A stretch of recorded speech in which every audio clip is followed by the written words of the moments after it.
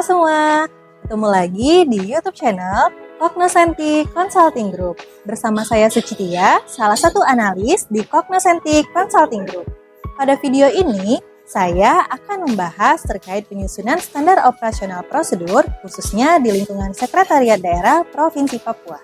Pada video ini, saya akan membahas terkait pengalaman saya bersama tim konsultan Cognoscentic Consulting Group dalam kegiatan bimbingan teknis terkait penyusunan standar operasional prosedur, khususnya di lingkungan Sekretariat Daerah Provinsi Papua.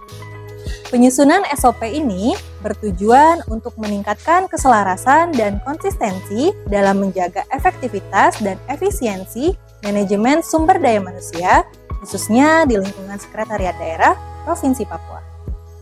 Nah, dalam kegiatan bimbingan teknis tersebut, terdapat beberapa hal yang dilakukan, mulai dari pengidentifikasian judul SOP makro dan mikro, sampai dengan penyusunan alur SOP oleh masing-masing perwakilan dari unit kerja yang terdapat di bawah Sekretariat Daerah Provinsi Papua.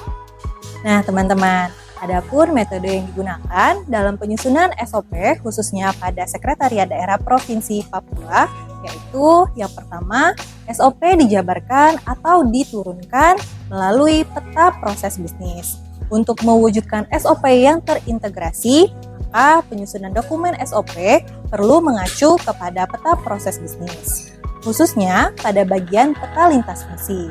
Identifikasi judul SOP juga perlu dilakukan terlebih dahulu sebelum masuk ke dalam tahap penyusunannya.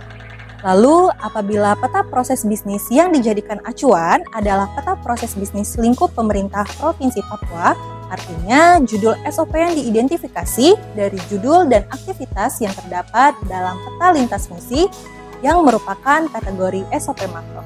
Nah, sementara itu, jika peta proses bisnis yang dijadikan acuan adalah peta proses bisnis di lingkup organisasi perangkat daerah atau OPD, maka SOP yang diturunkan dari peta lintas fungsi tersebut merupakan kategori SOP mikro.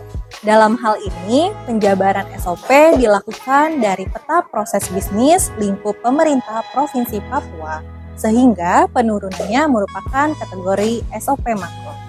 Lalu, saya akan memberikan contoh dari peta lintas fungsi yang digunakan untuk mengidentifikasi judul SOP makro pada lingkup pemerintah Provinsi Papua yang menjadi leading sektornya adalah Sekretariat Daerah Provinsi Papua. Selanjutnya, SOP dapat dijabarkan atau diturunkan melalui organisasi dan tata kerja. Setelah seluruh dokumen SOP makro selesai disusun, maka dapat dilakukan integrasi melalui SOP mikro.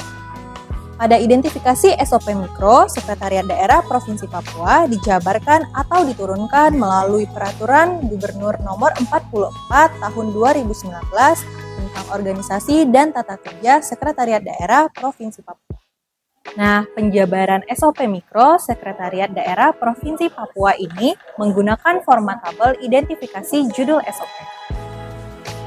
Dalam menentukan output atau kata benda dan aspek atau kata kerja, maka unit-unit kerja yang berada di bawah struktur organisasi Sekretariat Daerah Provinsi Papua perlu melakukan penjabaran tugas, fungsi, dan subfungsi terlebih dahulu. Output dan aspek ditentukan dengan menghubungkan keterkaitan antara tugas, fungsi, dan subfungsi, sehingga nama atau judul SOP dapat ditentukan melalui penggabungan dari aspek dan output. Berikut adalah salah satu contoh dari hasil kegiatan penyusunan SOP di lingkungan Sekretariat Daerah Provinsi Papua. Dengan diadakannya kegiatan bimbingan teknis ini, harapannya dapat menjadi dasar ilmu bagi semua unit kerja Sekretariat Daerah Provinsi Papua untuk dapat menyusun SOP secara keseluruhan.